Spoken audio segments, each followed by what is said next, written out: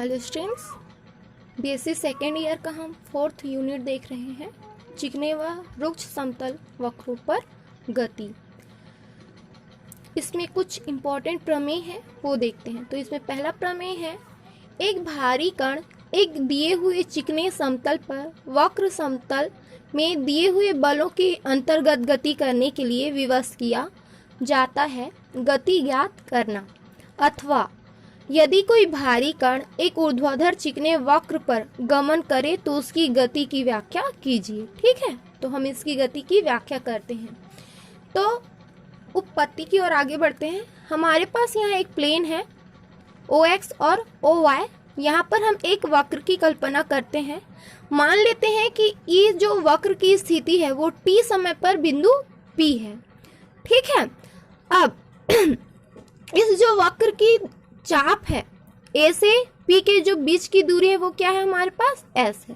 ठीक है, तो हम क्या करते हैं, जो काम हम यहाँ पर कर रहे हैं उसको थ्योरी में लिख देते हैं। तो सबसे पहले हमने क्या किया, माना बिंदु O से होकर जाने वाले आयताकार अक्षों OX और OY के सापेक्ष किसी कण की t समय पर वक्र की स्थिति PXY है तथा वक्र पर स्थित किसी बिंदु A से P के बीच चापी दूरी कितनी है, S है।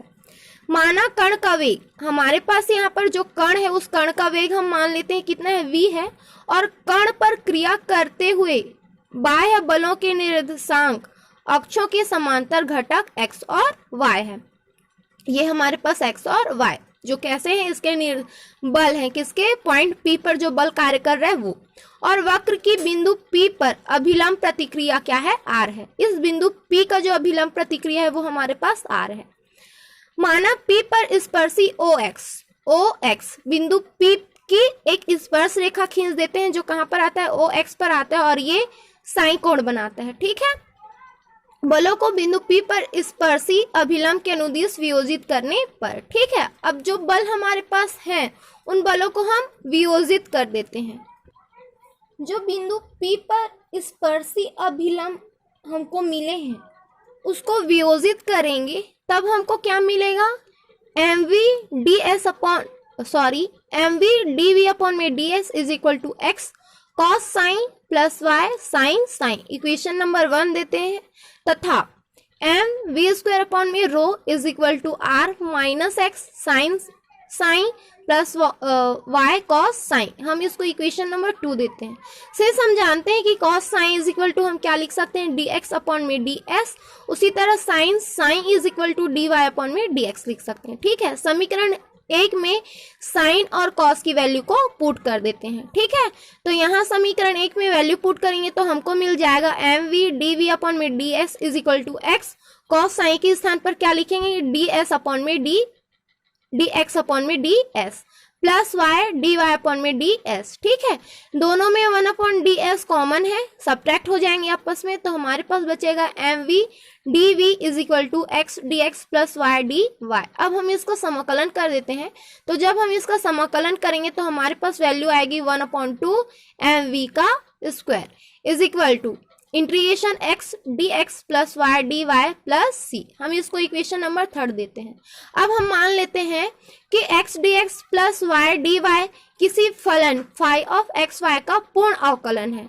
तब x dx plus y dy is equal to क्या हो जाएगा, d फाई हो जाएगा इज इक्वल टू हमको मिल जाएगा डेल फाई अपॉन में del x into D X plus del phi upon में del Y into D Y, जहाँ पे x इज इक्वल टू क्या है हमारे पास, del phi upon del x और y is equal to del phi upon में डेल y है। ठीक है, इक्वेशन नंबर 3 में इन वैल्यूज को पुट कर देते हैं तो हमारे पास मिल जाएगा 1 upon 2 mv square is equal to integration del phi upon में del x into D X plus del phi upon del y into D Y plus c। ठीक है, इसकी वैल्यू हमको कितनी मिली है, d फाई मिली है।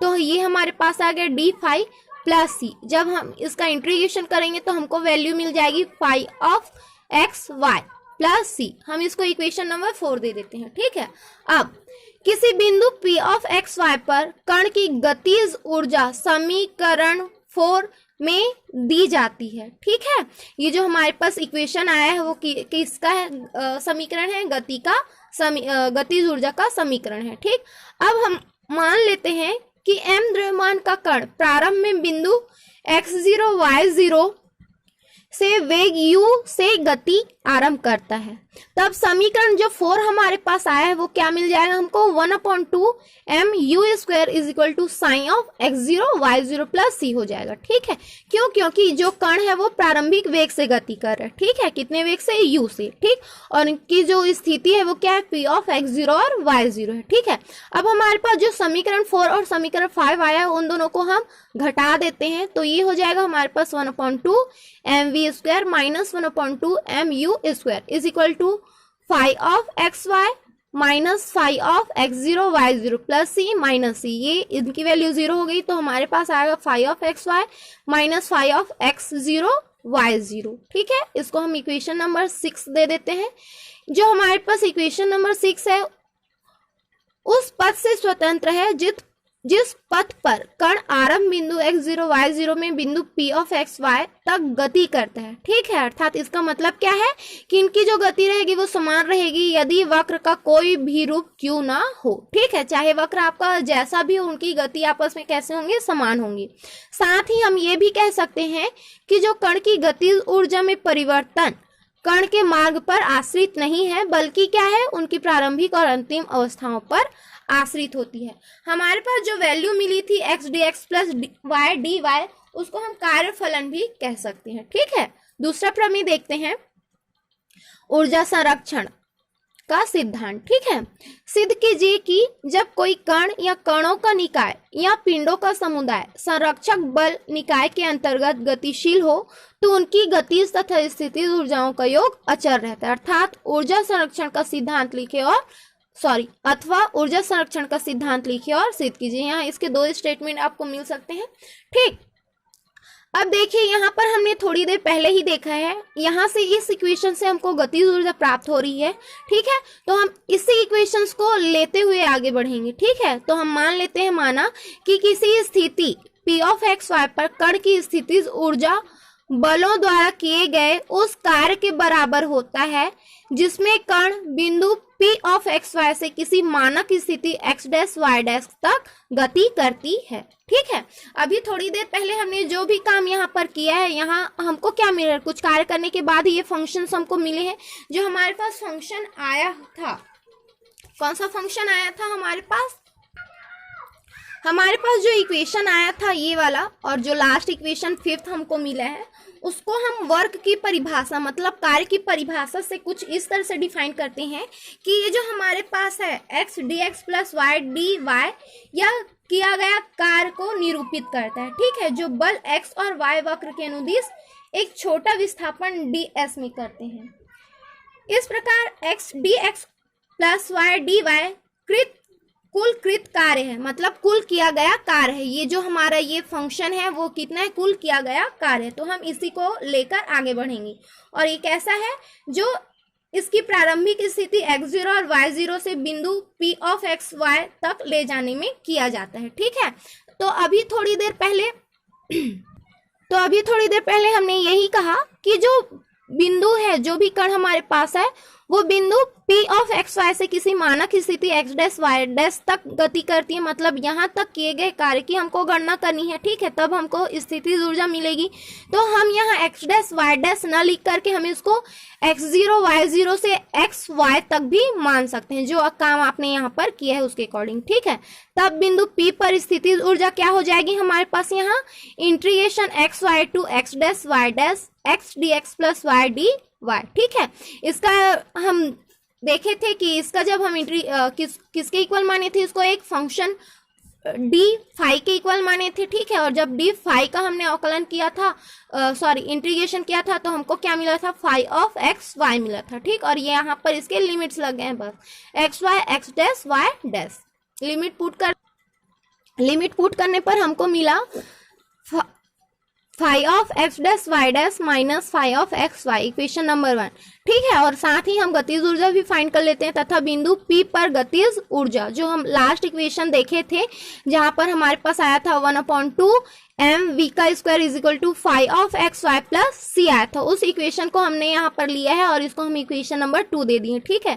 समीकरण 1 और समीकरण 2 को जब हम ऐड करेंगे तो हमारे पास कितना मिलेगा, five of x dash Y dash plus C, और जो कि कैसा एक कांस्टेंट वैल्यू है, हमको यही लाकर दिखाना था, ठीक है। तो इस तरह से ये थ्योरम हमारा प्रूफ होता है। एक क्वेश्चन देख लेते हैं।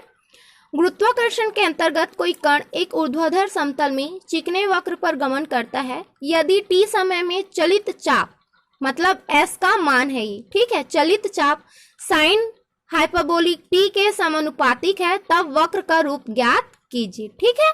सिंस हमको दिया गया है क्वेश्चन में ही t समय में चलित चाप, मान लेते हैं कि वो चलित चाप कितना है, s है, ठीक है। साइन हाइपरबोलिक t के समानुपातिक है, अतः S अनुक्रमानुपाती sine H sine hyperbolic T। Sine, ये वाला साइन हटाएंगे तो हमारे पास एक कांस्टेंट आ जाएगा, तो S इज इक्वल टू हमको मिला K साइन हाइपरबोलिक T, ठीक। अतः सिंस हम जानते हैं जब हम इसका T के रिस्पेक्ट में अवकलन करेंगे तो ये हमारे पास हो जाएगा ds अपॉन में dt, और उसको हम लिख सकते हैं v, ठीक है, इज इक्वल टू हमारे पास ये वैल्यू आ जाएगी d बाई डी टी के साइन हाइपरबोलिक t। जब हम इसका अवकलन करेंगे तो हमारे पास क्या हो जाएगा, k कॉस हाइपरबोलिक t, ठीक। जब हम इसका सेकंड टाइम अवकलन करेंगे तो ये हो जाएगा हमारे पास डी स्क्वायर एस अपॉन में डी टी स्क्वायर, और ये इसका हो जाएगा d बाई डी टी के कॉस हाइपरबोलिक t। तो इसकी वैल्यू हमको कितनी मिल जाएगी, k साइन हाइपरबोलिक t, ठीक है।